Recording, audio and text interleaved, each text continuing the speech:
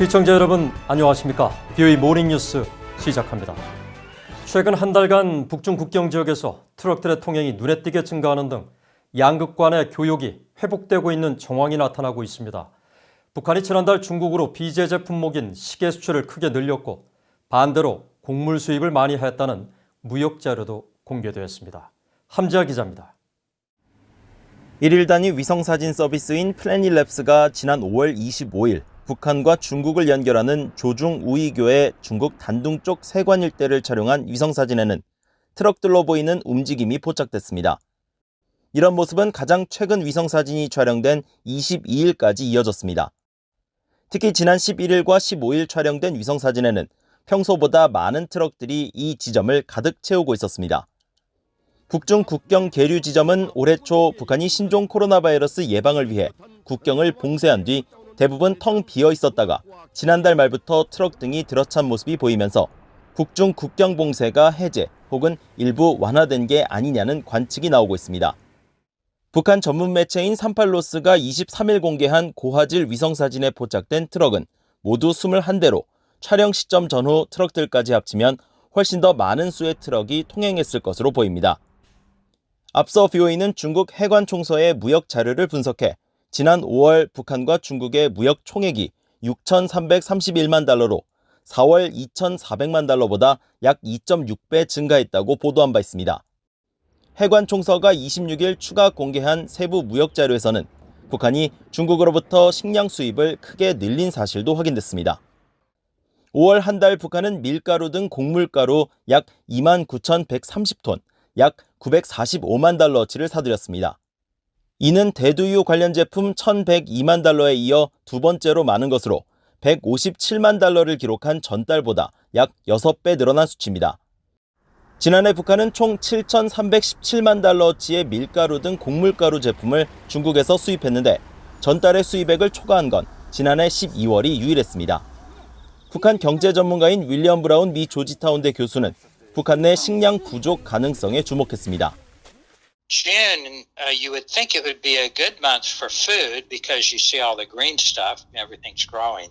But actually it's a bad month for food because it means it's the longest time from the last harvest. So people are generally running out of food. 북한은 또 지난 5월 설탕 관련 제품과 파뮤, 담배 관련 제품 등의 순으로 소비재 품목 물품들을 많이 수입했습니다. 브라운 교수 등 전문가들은 신종 코로나 바이러스 사태 이후 북한이 소비재 품목의 수입을 크게 줄였다고 지적한 바 있지만 관련 품목의 증가세가 뚜렷하게 나타난 겁니다. 반대로 북한의 대중 수출에선 최근 몇 개월간 거래가 거의 없었던 손목시계의 수출이 두드러졌습니다. 지난 5월 가장 많이 수출한 손목시계 품목은 297만 달러 규모로 전체 대중 수출액 474만 달러의 약 63%를 차지했습니다. 두 번째로 많이 수출한 건 138만 달러어치의 전력이었는데 북중 합작 운영 수력발전소에서 생산된 전기를 두 나라가 주고받을 때 수출과 수입으로 기록하는 것으로 전문가들은 추정했습니다.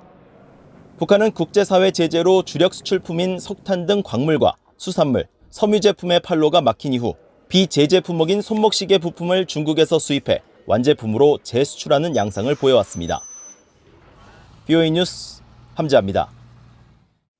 야생동물 불법 거래는 매년 수십억 달러의 불법 수익금을 창출하는 초국가적인 주요 조직 범죄로 이에 대한 국제사회의 대응이 미흡하다는 국제기구 보고서가 나왔습니다. 특히 북한은 아프리카 지역에서 외교관을 통한 야생동물 밀거래에 깊숙이 개입해온 것으로 알려져 있습니다. 지다경 기자입니다. 국제자금세탁방지기구 FATF는 지난 25일 야생동물 불법 거래로 창출된 불법 자금세탁의 위험성을 강조하고 관련국의 대응 방안 이행을 촉구하는 첫 보고서를 발간했습니다. 보고서는 야생동물 불법 거래가 매년 수십억 달러의 불법 수익을 창출하는 초국가적 주요 조직 범죄라고 강조했는데 특히 수익을 이전하고 은닉하며 세탁하기 위해 금융기관의 건전성을 훼손하고 있다고 지적했습니다. 그러면서 야생동물 불법 거래로 얻은 수익이 야생동물에 대한 불법적 포획과 판매가 이뤄지는 해당국 관할권 내의 문제만이 아닌 전 세계적 위협이라고 우려했습니다. 보고서는 그러나 이 같은 부정적인 결과에도 불구하고 관련국들이 야생동물 거래와 관련한 불법 금융거래 조사에 미온적이라면서 대응책을 제시했습니다. 국가별로 야생동물 불법 거래 관련 자금 세탁 위험도를 평가하고 법제를 정비할 것과 관련 당국의 가용한 충분한 자원과 전문 인력을 보장할 것, 범죄 금융 수사의 병행적 진행 등을 권고한 것입니다. 이어 유관국들이 정기적으로 다자간 대화를 하고 관련 정보를 공유해 국제적인 협력을 증진해야 한다고 강조했습니다. 북한은 그동안 외교 간의 외교 행랑을 악용해 아프리카 지역에서 야생동물 불법 거래를 통한 수익을 올리고 있는 것으로 알려져 왔습니다. 영국의 싱크탱크인 합동군사연구소는 지난 4월 보고서를 통해 북한이 동남부 아프리카에서 야생동물 밀반입 등으로 핵과 대량 살상 무기 확산 활동을 위한 불법 수익을 창출해왔다고 밝혔습니다. 국제단체인 다국적 조직 범죄 반대 구상도 앞서 지난 2017년 보고서에서 북한 외교 여권 소지자들이 1986년 이후 아프리카에서만 최소 18건의 콧불 쏘불과 코끼리 상암 일수에 관여했다고 밝혔습니다.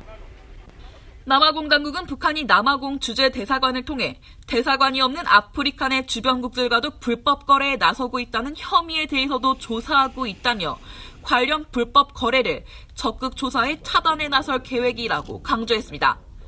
VN뉴스 지다겸입니다. 미국 공군의 장거리 전략 폭격기 B-52H 스역대가 3년 만에 알래스카 아일슨 공군기지에 배치돼 유사시 한반도 인근까지 작전 수행이 가능해진 것으로 알려졌습니다. 미국 태평양 공군사령부는 29일 B-52H 스역대가 지난 14일부터 21일까지 인도 태평양 지역에서 여러 차례 연합훈련 임무를 마치고 알래스카 미 공군기지에 배치되었다고 밝혔습니다. 또 이를 위해 21일엔 일본 인근에서 최종 훈련 임무를 소화한 것으로 확인됐습니다. B-52H는 대륙간 탄도미사일, 전략 핵잠수함과 함께 미국의 3대 핵무기 전력으로 꼽히는 기종으로 최대 31톤의 폭탄을 싣고 6,400km 이상 비행해 단독 임무를 수행할 수 있고 알래스카 배치는 2017년 7월 이후 3년 만입니다. 미 공군은 아일슨 기지에 배치된 이들 폭격기의 작전 반경은 동시베리아해 지역에서 일본 인근 해역까지라면서 이번 배치는 동맹국에 대한 미국의 공약을 확인하고 불확실한 안보 환경에서 폭격기를 운용할 수 있는 역량을 입증한 것이라고 설명했습니다. 북한의 최근 잇따른 대남 군사도발 위협 등 남북관계 경색의 영향으로 북한 김정은 정권에 대한 한국 국민들의 신뢰도가 크게 떨어진 것으로 나타났습니다. 한국정부산하통일연구원은 최근 발표한 2020년 통일의식 설문조사에서 김정은 정권에 대한 한국 국민들의 신뢰도는 15.8%로 미국과 남북한 정상 외교가 활발했던 지난해 4월 33.5%까지 올라갔던 것에 비해 크게 하락했다고 밝혔습니다. 미한 동맹과 관련해선 안보와 경제 측면에서 미한 관계가 중요하며 필요하다고 응답한 사람이 90.2%로 나타났고 주한미군주둔이 필요하다는 의견도 85%를 기록해 높은 지지를 보인 것으로 나타났습니다. 또 미국과 중국 두 나라의 중요도를 묻는 질문엔 안보 차원에서 미국이 중요하다고 답한 비율이 50%를 넘었고 중국이 중요하다고 답한 비율은 2.6%에 그쳐 큰 차이를 보였습니다.